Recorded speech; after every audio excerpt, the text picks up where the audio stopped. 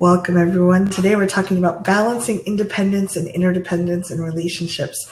And I'm really excited that you're here because this is big and something a lot of people don't talk about. I think that, Rick and I have been talking about it a lot as over the years, like over a decade, we've been talking about how can we balance this? How can we find a good flow and a good sense of belonging in a relationship or a series of relationships, and still feel like me, or feel like an individual as well. I'm Kathy Bertulli from theintimacydojo.com, and I'm here with the amazing Rick Wilkes from thrivingnow.com. And so this is partly going to be a dialogue where we're going to explore different topics, do some tapping. Everybody's a little different. So where you end up along the spectrum of completely independent to completely interdependent, very few people are either side. We all have a spectrum, and different days we might have more or less. I know when things are going really well, I might be like, I'm good, I don't need anybody today. Or I might need somebody to celebrate with. Or the day when something goes really bad, I'm like, I really need somebody. So realize we're not locked in. Whatever ahas you have or realizations or understandings you gain, they'll help you navigate this. But we're not locked into a set place. It's not like if we have a 0 to 10 in terms of interdependence that we're like 4.5 and that's it. Always. That's where I am all the time. Everybody fluctuates and changes. But we're going to help you understand it better and maybe help you navigate that much more smoothly so you're moving to places that feel good to you and your partners. You make a good point about how this changes and fluctuates. Yeah. Noreen put into our discussion window, and you're welcome to make comments there if you're attending live, or there's usually a comment area below our videos. Said, when I don't get enough of my own independence, I lose myself. And I think that that's something that a lot of us were trained into. As children, we are born dependent on a human to literally provide for our every need. And as we grow up, a lot of that doesn't just transition. I think in healthy parenting, that there's a progression of, usually parents aren't wiping their own teenagers' bottoms and changing their diapers unless there's a special needs situation. And yet, how much have we really been encouraged to tune in and feel for what would be the options that would really nourish us in a situation? Usually, it's like the boss tells you what to do, or that the situation dictates that I will do this. We have become domesticated into that. And a part of that is our culture too. In Western culture, there's a culture of independence. The brave pioneer, the one who climbs the mountain. And I'd like to call bullshit on the notion of independence. People that get a lot of credit for climbing the mountain and their name is recorded have people that raise their food and who made the clothes that they wear. They use technology that was developed by thousands of people through time. We not only just stand on the shoulders of other people, but we are intimately connected. To make this moment in time happen, I'd like us to take a moment and feel for the technology. Mm-hmm. Feel for all the things that are keeping you warm or keeping you cool. The relationships that you have and have had that make it possible for you to be here with us right now. This web of interdependence is an extraordinary blessing, and that I'm deeply grateful for. But there was a time when I didn't feel like I had enough of my own clarity to feel good about it, because any kind of dependence, even interdependence, was like, I don't want to be that person. I don't want to be that dependent person. Well, it doesn't feel safe. And for people that are dealing with trauma, we are looking for the most safety we can achieve at any given moment. So if we've been traumatized and taught that we can't rely on anyone else but ourselves, that someone else is going to let us down or pull the wool over our eyes or take advantage of us if we're vulnerable or open up, it's really terrifying to realize, like, I work in hardware development, so in semiconductor, and just the camera that we're using here, literally hundreds of thousands of people over many decades have gone into building just the camera we're using. Never mind the internet, the electricity, the computer we're actually using, the home I'm in, the electricity, like all these things are generated by thousands and tens of thousands of people over decades or millennia that we've learned to do this. But if I'm in trauma, if I'm taught that I can't relax and trust that, that's really frightening. So that's the first, we're just kind of talking a little bit about the different ways we can interact with others and have a sense of belonging. But if we can, one of the key things Rick brought up when we were talking about this call was that if we have the trauma and we fear relying on anyone else, it can feel more secure when it's not just one person we're relying on. It's a whole network of people that are working on the electricity and the computer.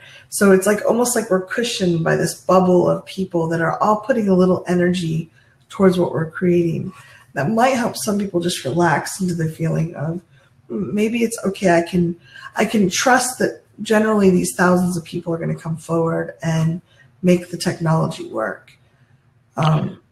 Would you like to lead us in some tapping on relaxing and trusting just a bit more? I think relax and trust for me feels sometimes a little bit black and white. Mm-hmm. And on this spectrum, we're encouraging people to tune in certain ways and try it out.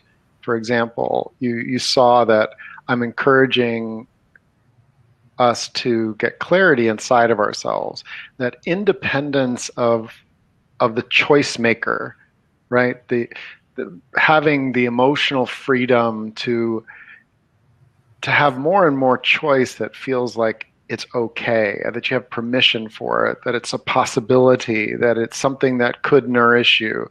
As you make more and more of your decisions from that internally referenced place, it feels more independent. And to me, that when I think of the independent person, it's someone that I'm relating to. Like, Kathy, if we talk about doing a project together, I can be really enthusiastic, or you can be really enthusiastic. And because we care about each other, there's a natural, like, gravitational pull toward doing something that's going to make the other person happy. And one of the reasons that we have such a healthy relationship over 11 years with a lifetime ahead, I feel, is that there's spaciousness in our relating that allows and encourages and even demands, like, okay, is this really a yes for you?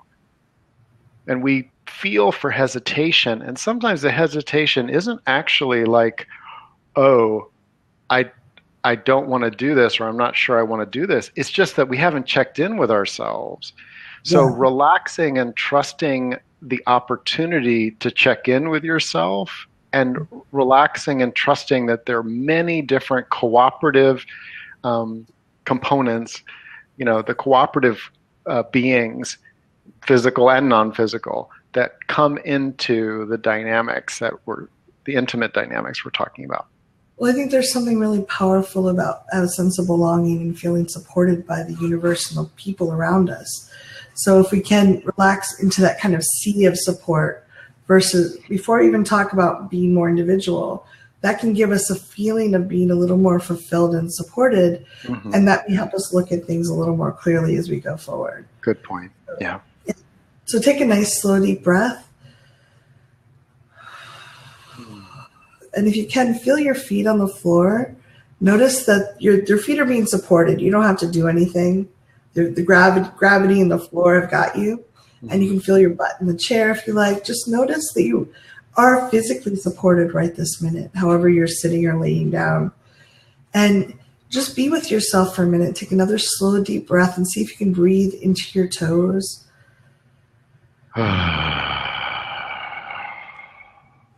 And I'd like to invite you, for just the time of this call, the next 50 minutes, let yourself feel cocooned in the energy we're creating here. We are creating an energy in a space where you can explore this, where you're not, the idea is not to judge, but to just be with what we're feeling and noticing and getting to discover ourselves at a new level.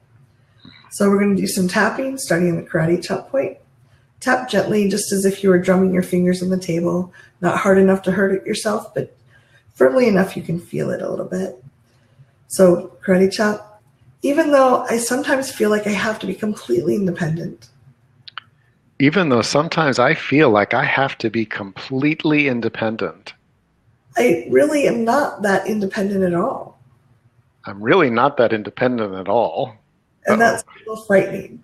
That's a little frightening. Even though it is scary to depend on so many people. Even though it is scary to depend on so many people.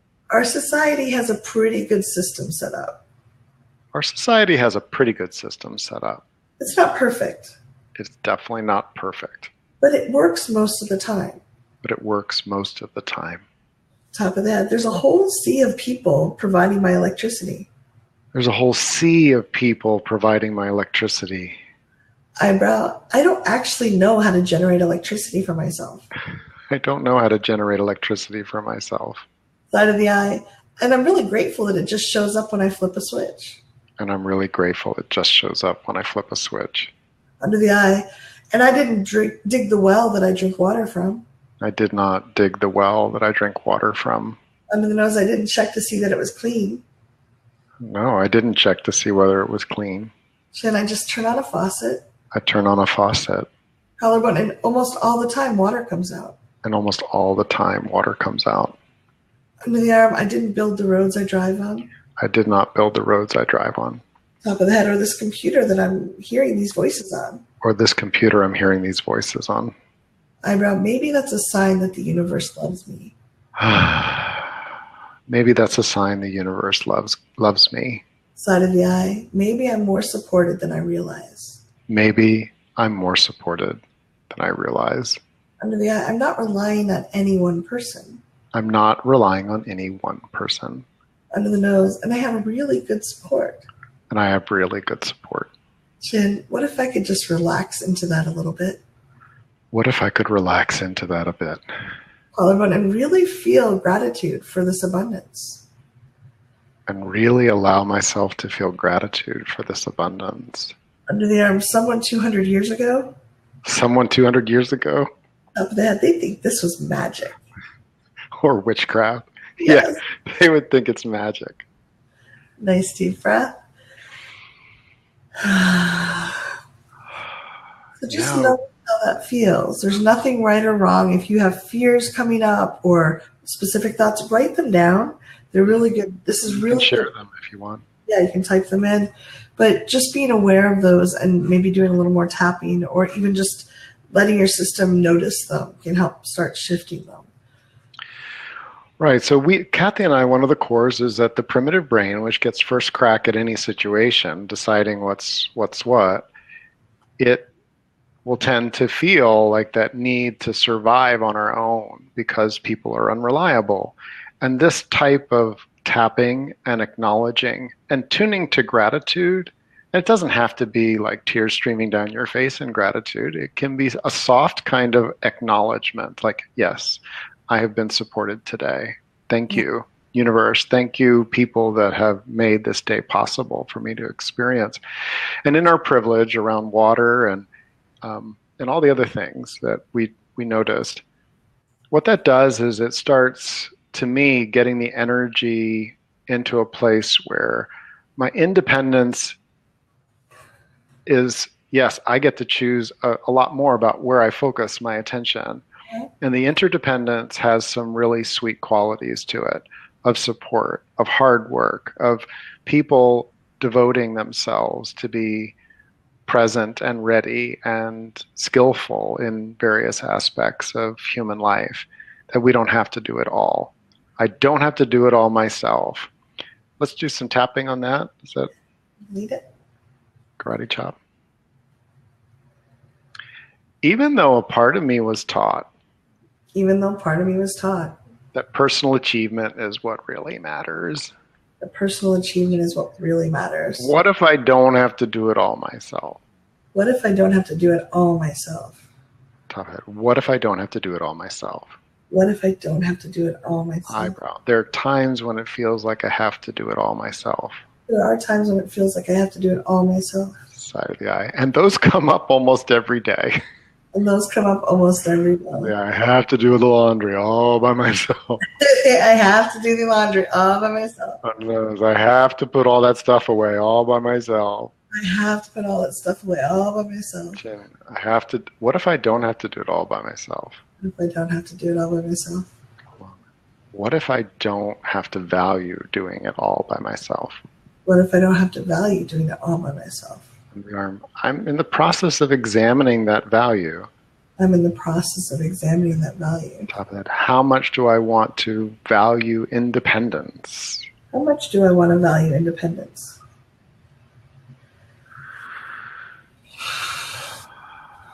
And it's a question. I think it's a worthy question to look at. And Kathy, in the notes that you were saying, there are things that we want to lean into. Mm-hmm. I think it like. Do you want to talk just a little bit about the term codependence, because that comes in here? It's really important, because we have independence, which means we're relying on ourselves, and we're going to talk more about that and how we can tune into our own needs as we go forward. We have interdependence, which is a healthy, consensual-based, empowering. Let's support each other, and that may mean at times we're supporting each other more or less. And then there's codependence, which I think Janet and I were chatting in the side here about how a lot of women especially are taught to be meek, weak. We're supposed to wait for Prince Charming. There's that is woven to a certain extent in our culture, that a good woman will entice this man to come rescue her. And to me, that's really the epitome of codependence. Codependence means I'm relying on someone else to take care of me in ways that I really could grow myself. I should face myself. So to me, codependence could be, we can be codependent on a person or alcohol or drugs. Basically, it means my way of avoiding the things that feel too scary for me to deal with. And again, there's interdependence where I could say, hey, I'm having a really rotten day and 15 things have gone wrong today. I want someone to take care of me tonight. And a friend might say, yes, I'm glad to be the person for tonight, for this container in time. I'm going to be your support person and I'm going to just take care of things. That's not the same as I want to avoid it forever, and you are my drug of choice to avoid that. I want you to tell me everything is okay. So for instance, when I ran my first cuddle party, I was terrified. I have an abuse history. I wasn't sure it was going to come through the door. I stayed in the fetal position on my bed for 12 hours, and Rick was very kind, and he was incredibly supportive. He stayed on the phone with me on and off throughout the day. And at one point, he was concerned for me, and he said, do you want me to call everybody and tell them not to come? And there was part of me that was like, yes. But the rest of me is like, no, this is something I need to grow and do for myself. Codependence would have been me at that point for where I was saying, yes, please call everyone. And please tell me I never have to run a cuddle party or grow into this person I want to be. To help me hide that part of me that needs to grow, that's craving growth. Help me never have to face that. I don't know if that's a clear explanation, but like, we all have fears. We all have weak spots. And it's different to say, I need support getting through this, or I need support in this window of time because I'm having a rough day, versus I want you to make sure I never have to face this. I want you to support me. And I think that for me, the Prince Charming is really the way we're taught as women, that if we're meek and mild enough, if we are pious enough, or suffer enough, but we're pretty, that this person will come and take care of us so that we never have to worry again, like happily ever after. It feels it's actually a little bit creepy sometimes. It's like, oh, you never have to grow up. You never have to be stronger. And I honestly want to be around people that are continually growing and evolving. That doesn't mean I don't long for someone to hold me while I cry. That's not unhealthy. It's just unhealthy if they're like, they're there, you stay home and I'll take care of everything. You never have to face this fear. Does that make sense? It does. And I think as people get to know you, one of the things that's very clear is that, when it came to cuddle parties, this isn't something that just came up. This was something that you had pursued training for and certification for. This was something that you had gone within and gotten your own independent decision around. And, I know that for you, your very personal experience in that moment was a choice between growth and a kind of escapism or codependency. For me, offering to do that, I value safety, especially psychological safety. And I know that for you, having known you a long time at that point, that you process deeply. You allow a lot of things to come up in the segment before you're about to do something that's edgy. So, and you're also capable of reaching out and being present with support in a way that is supporting that process. To me, that's a kind of interdependence, because I believe that the deepest traumas that we've had are not things that all heal on our own. That an interdependence, like I know for me, the interdependence of trauma relief is very real. If I feel, at times when I felt really alone in the world, I didn't process trauma. No way. Things were like, whoa, that's never going to come. Trauma means we feel overwhelmed and not supported. Yep. It's very hard to heal that when we feel not supported. And when we allow the overwhelmed feelings to come up, because there's a lot coming up, and we feel supported, to me, that's a healthy leaning in, and sometimes leaning on. It's the dynamics where, I need you to lean on me in order to feel good, and you need someone to lean on, and not you, but any of us. And this, for people that have been in that kind of unhealthy situation in the past, if you look at a relationship, it was like, oh man, I was really in it in an unhealthy way, and you're feeling that in your body, we'd like to offer an opportunity for you to tap on that. I also offer private sessions, thrivingnow.com/Rick. Yes. And if you are you feeling drawn to lead that tapping, or would you like me to, on like, okay, I have a relationship or 10 in the past that really wasn't of the model of healthy interdependence that I would like going forward? I'm glad to lead it unless you have drawn. And I want to emphasize too that it wasn't wrong for Rick to offer to call those people. I was in a lot of distress. It would have been wrong for me at the place I was to say yes. Mm-hmm. So it's not that you can't offer support, but it's just if that person realizes they're caving in for something that's really important to them, at that point, it's not healthy. And if we also are pulling at the other person to lean, like you said, Rick, codependence means codependence takes two people, and it involves two people clinging to each other. One as the supporter, one as the supportee. And there's like, I'm going to keep you there because if you get independent, you won't need me anymore and I'll be alone. That's not healthy.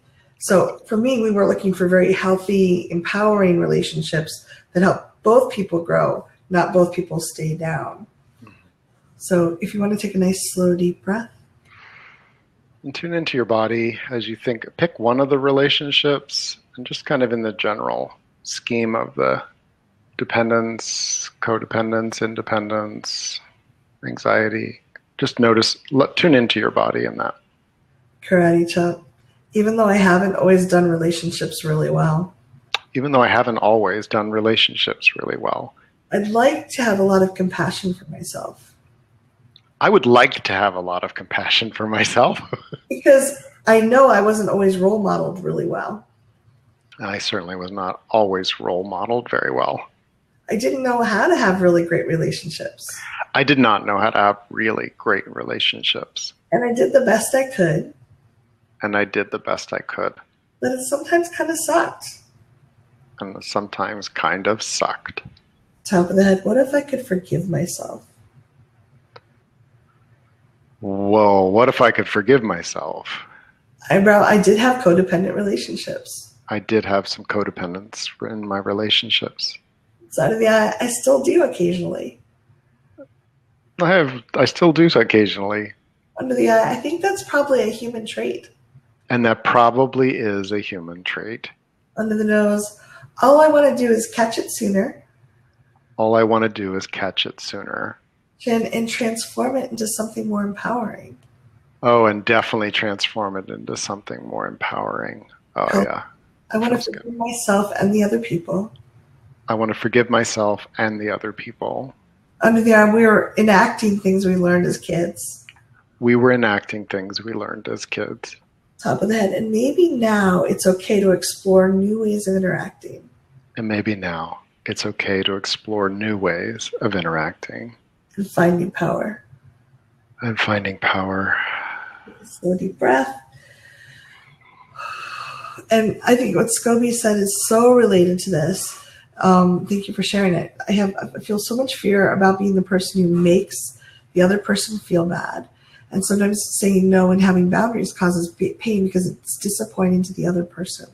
Mm-hmm. What part of being in a codependent relationship, it's something that really resonates for me because I felt like the other person couldn't handle it.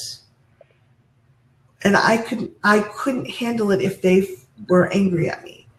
So if I had a really hard time saying no, because if I said no to Rick, for example, even though he's one of the most easy people in the world to say no to, because he's so open to it, it's just really easy. But if I said no to him, my belief, because growing up my parents couldn't handle no, was that he would be irreparably damaged or harmed. And pull away from me, so I would be harmed because now I'm losing this relationship. So I would often project the fear onto that other person that they were going to be harmed or disappointed, but it was also partly mine. If I say no, I will have to face this feeling of being alone. And it is hard to do this. This is not an easy task. And what I encourage people to do, and I'll use this analogy probably 10,000 times, and you probably heard it before, but you have to build up the muscles. Yeah. Go to the gym. You go get the 2-pound weight. You say gently no about something that's not important. You ask someone to practice. I practiced with my cat for like 6 months before I practiced on a human. My cat didn't care. She did whatever she wanted anyway. But I was just working the muscles. I was getting them to like even be able to say no to somebody. And she'd just look at me and shrug and do her thing. And then I asked a friend, can I practice with you? And we practiced on silly things. And about that time, I started training for cuddle parties, and we practiced some more. So if you feel fear, if you have trouble with that, kind of like we're enmeshed, I can't say no to you because if I do, I'm not a whole person without you. Mm-hmm. Gentle practice will start gently unweaving that so you can start being more strong. You can be your own person who chooses to dance with someone else versus half a person clinging to someone else, whether you really enjoy that person or not. So everyone take a nice deep breath.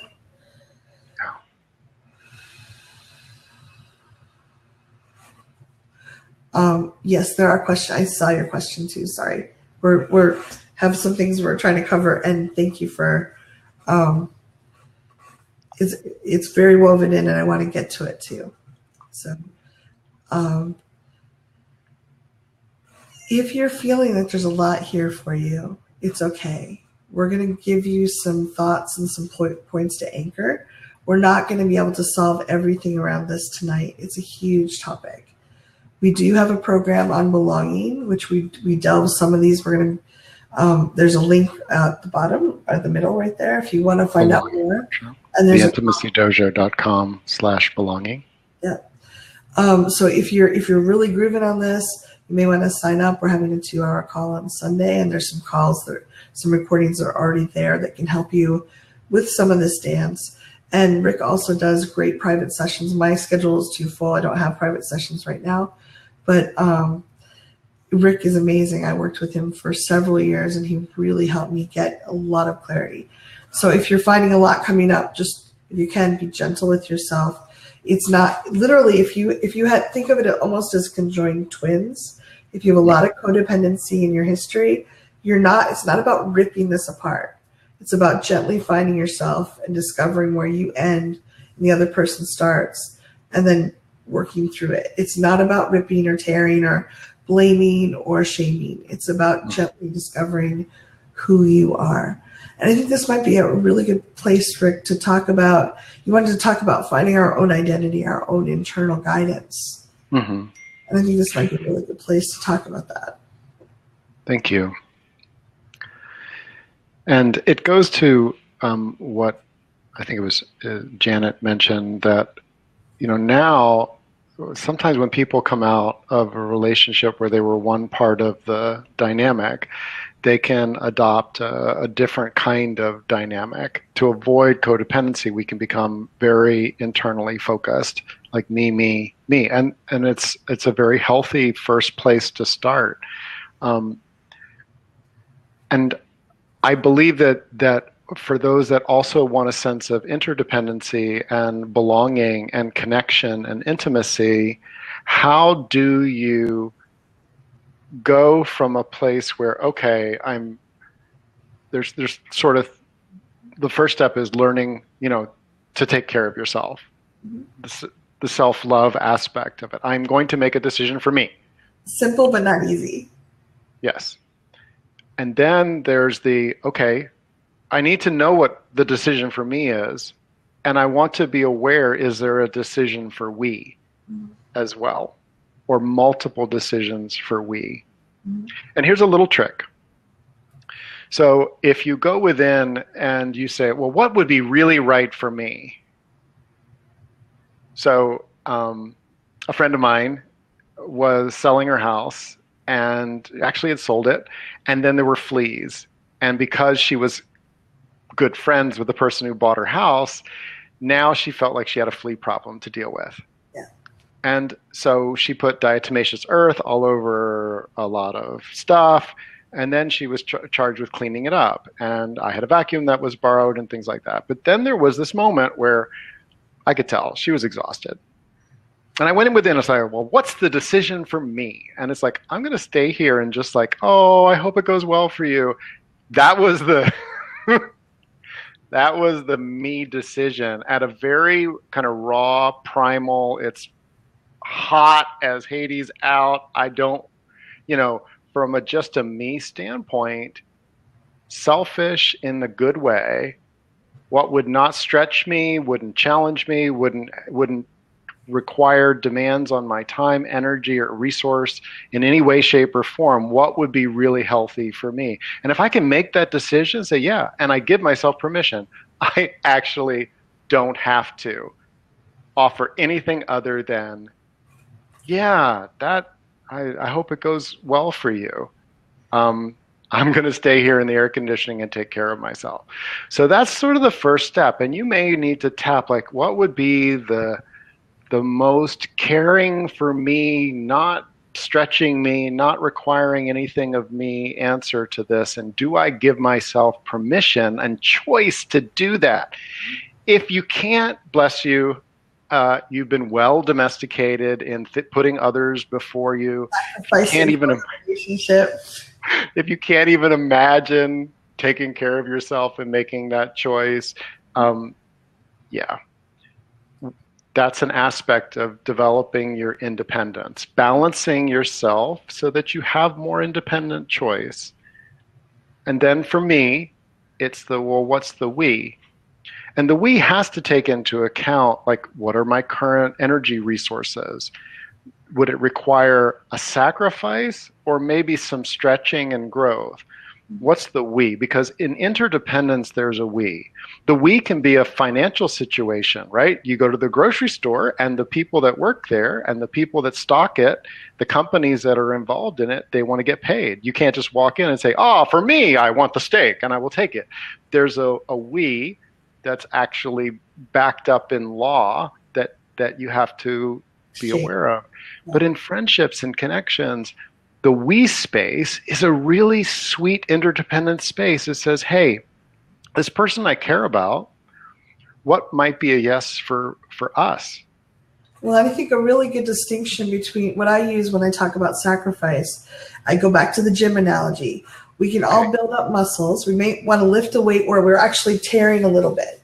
Like we actually, that breaking down some muscle and feeling a little sore the next day, that actually builds up muscle. So it's okay to stretch a little bit where we're breaking down a little muscle, maybe going a little bit outside. That's growth. That's healthy. And we get to decide how hard we push ourselves. Sacrifice is when we're tearing something that really is going to hurt us in the long run. To me, that's like, I'm willing to hurt myself to help you get forward. Really? Why? What is my belief about this? Yeah. Does that person even want that level of commitment? There's usually very wounded parts of us when we sacrifice in that level, especially if it's not like life or death. Like when my dad was dying of cancer, I sacrificed at times because it was the last time, like the family needed a certain level of someone to be there. It was a choice, but I was also 2 years before I wanted to talk on the phone after that. Like I was just there. So, but tuning into, if we're sacrificing for something that's not life or death, we're to the point we're harming ourselves, there's usually a wounded child part that thinks the only way to be safe is to ingratiate themselves with the other person, or to really like trade up and buy their love and buy the security of it. When that obligation can feel very heavy and can actually harm the relationship. And that's something I had to really struggle with.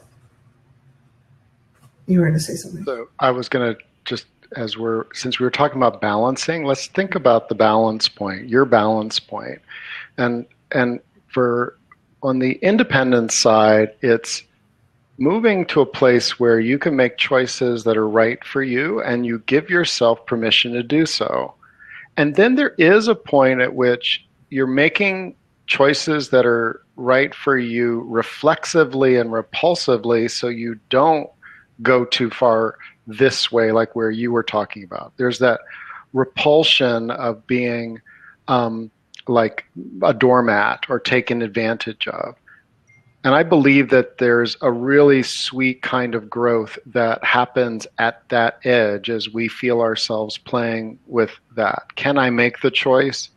And then on the other side, there's the, okay, I really can't stand horror movies, but I like, this person really would be disappointed if they have to go alone, and they might get depressed, and they might, do something, they'll pull away, and they won't take me to the doctor like they said they would on Monday, and I really need that support. So I'm going to go to the horror movie, and you're really like damaging your well-being, your energetic well-being by going to a horror movie. We can get out into that realm too. The sweet space, the me space, and the we space, finding the sweet spot for us is a dynamic thing. It depends on a lot of different factors. And I believe that our body and our heart and our whole being, head, heart, gut, groin, our spiritual connection, there's guidance there. And part of it is this allowing and then seeing, okay, how free do I feel? Mm-hmm. I think that independence and emotional freedom are sometimes conflated. Most people think of being independent as I can do everything on my own, mm-hmm. and that's where my value is, and that's where I need to be safe. Whereas for me, independence is that freedom of being able to choose me or we, and to not go repulsively or reaction to keep someone from hurting out beyond where, the muscles tear, to use your analogy. Yeah. And I think that if we have a lot of pain ourselves, we're afraid of other people feeling pain. We know how much it hurts. And when we're still in that hurt, seeing someone else hurt feels just like, it hurts. We resonate with it. It's almost like two tuning forks. And when we start healing more and more, we realize sometimes, wow, that hurt, but I grew through that hurt. Or that pain helped me be inspired to do something different. Like my life wasn't working the way it was, and I needed to do something different. So as we heal from trauma, as we get more resilient, it can be easier to see someone feel disappointed. And it's never fun. I think it would take a certain perverse personality to go, ha ha, you're disappointed, I'm not going to do that thing. But I can be okay with, wow, Rick's disappointed. I love him and I'm sorry he's hurting. And we're both okay. I can take care of myself on this. So I think it's practicing with this and the relationship. And we'll be talking more about this on Sunday. There's a dance we're doing. We're building up a language and a tradition and a history where we can kind of say, oh, we go this far and let's try a little step over this way. Oh, that worked. How about here? No, that didn't work. And there's nuances to this that are they're subtle but very powerful. And I don't hear many people talking about them. Yet they can make life really easy when we understand them. They can make relationships much more powerful. And when we don't know them, it's kind of like someone expecting us to read Braille when we don't know what the letters are. It's like there's signals coming in and I don't understand them. I'm just quickly checking over some of the questions. Said too about the codependency is really important. It's like there are times when the other person doesn't want us to change. That doesn't mean we can't work on ourselves and get free or empowered or interdependent, but it's going to take more work because they're probably going to be resisting it. We still have choice. We can do tapping. I just find the more tapping I work, like every time I tap on an issue, I am less reactive to it. So if someone used to control me, and I've had friends do this with a threat, I have a big abandonment fear. And I've had people that were friends that, for lack of better skills or where they were growth-wise, they would use that to control me. If you don't do this, I'm going to leave. And I was like, okay, I'll do the thing. And then it was like, oh, I guess I'll do the thing. And then it was like, you know what? I'm really sorry if you have to go because of that. I'm sorry, but that's not a yes for me. And most of the time, those people actually didn't leave. But they were getting less food for that button. When they were pushing the button, they got less reward. And over time, they just stopped pushing the button. And they either left my life because they weren't getting rewards in other ways. We didn't figure out a better way to interact. Or the relationship evolved in really powerful ways. So it can be harder when the other person is like, no, codependence is it. But we don't have to stay there. So everybody take a nice, slow, deep breath. We're talking about a lot of really in-depth things that are very core to a lot of people. So if you're feeling a little bit overwhelmed, if you're feeling like this is a lot, just be with yourself for a moment. And again, go back to, wow, my feet are supported on the ground. My butt is supported in this chair. And one of the reasons we anchor to the interdependence, the support you have all around you, is just for this kind of moment. There are thousands of people bringing you the electricity that lets your computer run, that helps the camera run, that helps you hear our voices. There are people on this call sharing ideas and supporting each other. You're not alone. And even though we're talking about things that may, if you have abandonment issues or you are claustrophobic, fear of being attached to, either side is scary. And you're not alone. There's a gentle support just holding you. And I love, there's a child development author, and I'm drawing a blank on her name, but she talked about balance in a way that I thought was so powerful. She talks about codependence or overdependence as one side of the road. If you're driving down a road, the curb is here and the median is here, and you want to stay in the middle of your lane. If you're overdependent, you're off on the curb or maybe even in the ditch. And if you're independent in a way that's not asking for help when you need it, or not relying on others in a way that can empower you for support, for healing, whatever, you're over on the median, and maybe you're hitting some trees and rocks. So the idea is to stay somewhere in the middle. A lot of people will react to how they were brought up by either staying on the side of the curb where their mom and dad used to be, or going all the way over to the other side and being super independent. And not finding that balance in the middle where the road is nice and smooth and they're getting some support from other people and some independence. And that's where healthy interdependence comes in. And to repeat, interdependence is a healthy reliance and support with others in a consensual, empowering way. And sometimes that means leaning on, and sometimes it's asking for support to grow. Sometimes it means offering support. Sometimes it means just being with. And sometimes it means giving space and loving them anyway. Yeah.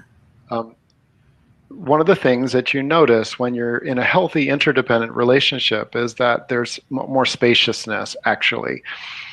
We may find there's certain ways that we are just so richly co-creating in that interdependent way. We bring your gifts and my gifts together, and as they blend together, it makes a soup. And you can't easily separate out the things in a soup. They become the soup.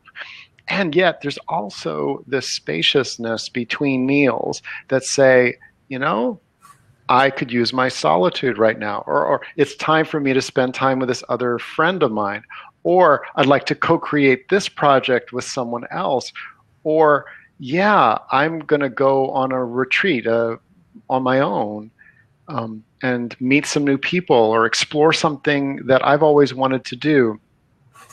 That can bring up some things too. Again, and if we could address all abandonment feelings in a short call, we would do that call every day.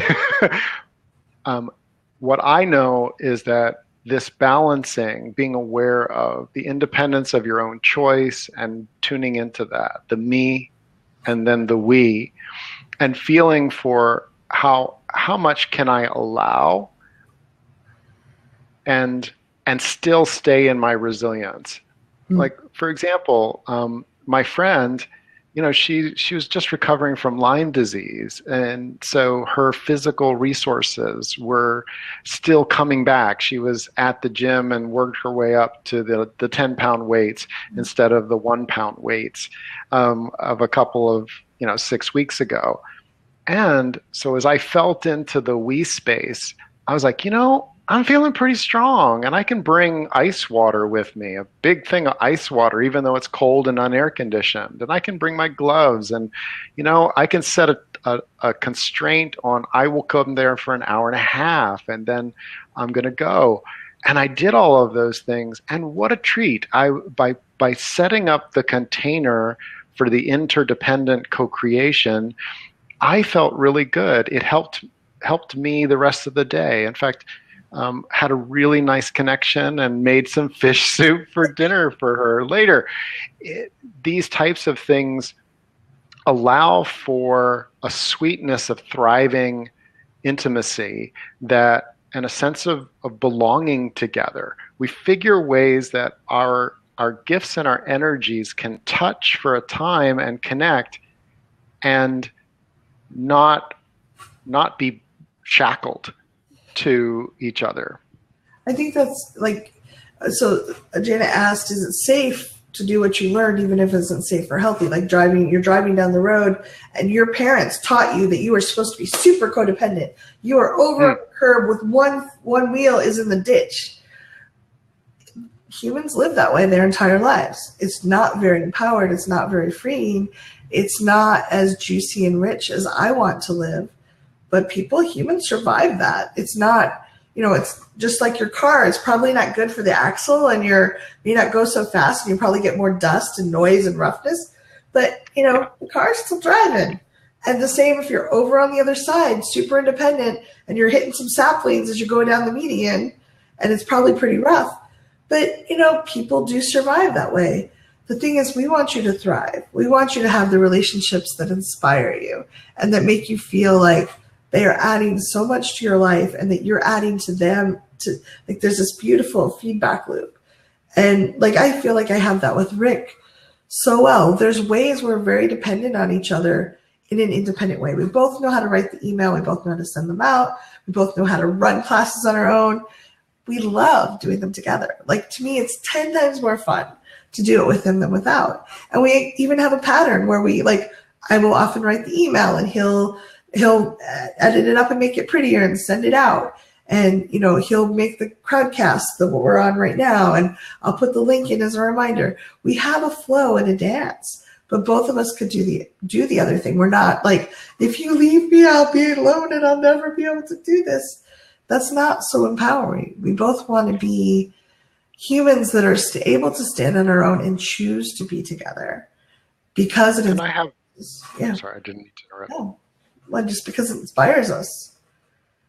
Yeah, it inspires us. I want to say something that I do things for people sometimes that they can't do for themselves. Yep. Yeah, there's not. They haven't developed the skill. It doesn't mean they couldn't get it done.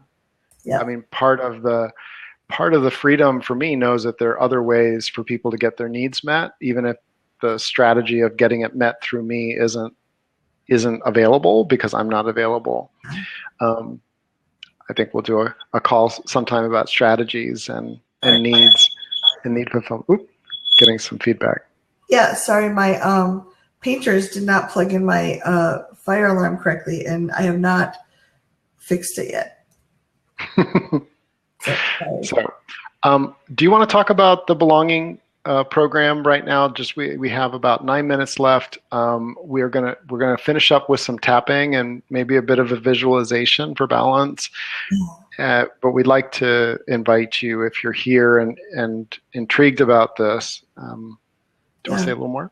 So for me, belonging is something that's really critical. And Rick and I brought this up because sometimes I've met a lot of people, and a lot of our clients may belong to things, but they don't feel like they belong. There's not that sense of diving into this warm water where you're supported and you're supposed to be there and you're wanted and you're adding and they're adding, and it's just this beautiful soup.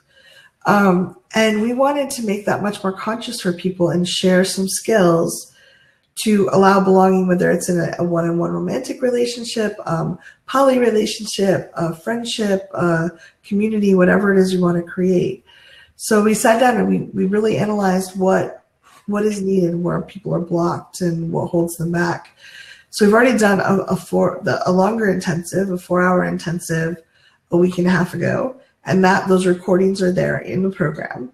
And we've done a couple of free calls for people just because we want to serve our community. We find the more people that are strong and empowered, the more that we get to dance with people. And then there's a 2-hour intensive this Sunday where we're going to go deeper, and we have another follow-up or two depending on what we discover from you guys, that we're partly co-creating this program with you. What is missing? What do you feel as you go through this that would really help people feel empowered and able to dance with each other? So that's what the program is. Right now it's $47. We'll normally make it $97. But because we want to invite you to co-create with us, we've dropped the price just for the opening initial. After this Sunday, it will go to $97 going forward. So if it's something that you'd like to help co-create, that you have questions and a drive to learn, we invite you to join us. Then you can be part of the 2-hour intensive on Sunday, and you'll have the recordings from the other parts and a community where people can share what they're discovering. Because we really do think that when we're dancing with people and we have a conscious awareness of, oh, this is a good time to ask for support. I need to lean on someone for a little bit. And then I'm going to say, oh, I'd like some support to get up. And now I want to dance by myself. Now I want to dance with the other person and give them support. I think of it as, if you ever watch beautiful ballroom dance, there are times when they're not touching each other, but they're dancing with each other. And there's times they might be doing their own thing. And there's times when they're doing lifts and completely supporting each other. And that contrast is so beautiful and so enriching. And I want to have more relationships, and I want other people to have more relationships where that's very conscious and aware. And I think that it's empowered, just like when we have thousands of people feeding us our electricity and thousands of people feeding us water. When we can have a lot of people in our lives that we can dance with, that devastation and disappointment and that feeling of, oh my God, I've got to hold on to this, because if I don't have it with this one person, I will never have it. That evaporates. It doesn't have as much juice, because we're like, okay, Rick's not available, and that's kind of sad because I'd love to share this experience with him, but I have Judy and Bill and all these other people that I can share with, and let me see which ones of them might be great for me. None of them are available. I wonder if the universe is asking me to dance with someone new, to find some support. And that gives a sense of freedom where if I ask someone, hey, do you want to go to the movies with me? It's a very genuine request because I'd enjoy dancing with them. And if they say no, I don't lose my footing. I'm not lost and devastated and like, oh, this means I'm not lovable. It's like, oh, this person's not available. Okay, thank you. I hope maybe some other time. And I think that gives freedom. Go ahead. This goes to like the sense of interdependence around electricity and technology and food and the like. It's a real thing, but it's not as personal. For those of us that are wanting healthy, intimate interdependence, that dance, the engagements where we get to know each other more deeply. Two of the first calls were about don't get too close, and why won't anyone get close to me? And that goes again to our view that balance, independence, me, and I'm healthy and I love myself and I feel good and I'm doing things to care for my needs and get them met. And interdependence, oh, there's a we here that we're cultivating, this ecosystem that we share. There are things that I want to offer into it. There are things that I want to dance with. There are things that I want to receive from that ecosystem. And I'm going to cultivate it actively, consciously, starting with the 1 pound weight. Or maybe you're a little further on. So theintimacydojo.com/belonging if you'd like to join us. I'd love to have you co-create with us and dance with us if you choose. Oh, go ahead. You had a thought, Onan. We have about 3 minutes. I'd love to on because I think that for a lot of people, and I know for myself, when I first started looking at this stuff, it felt so impossible. I was so confused because I didn't understand any of the signals and the signs, and it just seemed very hard and challenging. And I'd like to help people realize that it's probably quite simple. But we have to get used to it. Just like time. You lead us. Yeah. So karate chop, even though this seems kind of hard. Even though this is kind of hard. I've been driving on the curb for decades. Been driving on the curb for decades. Or the median. Or the median. I don't know how to drive in the middle. I don't know how to drive in the middle. And I'm not sure what signals I'll get. And I'm not sure what signals I'll get. I don't even know what I like. I don't even necessarily know what I like. And I'm afraid this will be too hard. And I'm afraid that this is going to be too hard. I choose to take a nice, slow, deep breath. I choose to take a nice, slow, deep breath. And realize I've already made a really good start. And realize I've already what? Made a really good start. Made a really good start. Top of the head, I'm talking about these things. I am talking about these things. I wrote, most people never talk about these things. Most people never talk about these things. Side of the eye, and I'm tapping on it. And I'm tapping on it. Under the eye, so I'm sending a nice energy signal to my brain and my body. So I'm sending a nice energy signal to my brain and my body. Under the nose, that I can do this. That I can do this. Chin, it was really hard to tie my shoe when I was 5. Well, I had it by 5. It was really hard to tie my shoe when I was... Colin, but I got it pretty quickly. But I did get it pretty quickly. Under the arm, this can't be harder than that. Even if it's harder than that, it's okay. Top of the head, I have a lot of support. I have a lot of support here. And I don't have to do it by myself.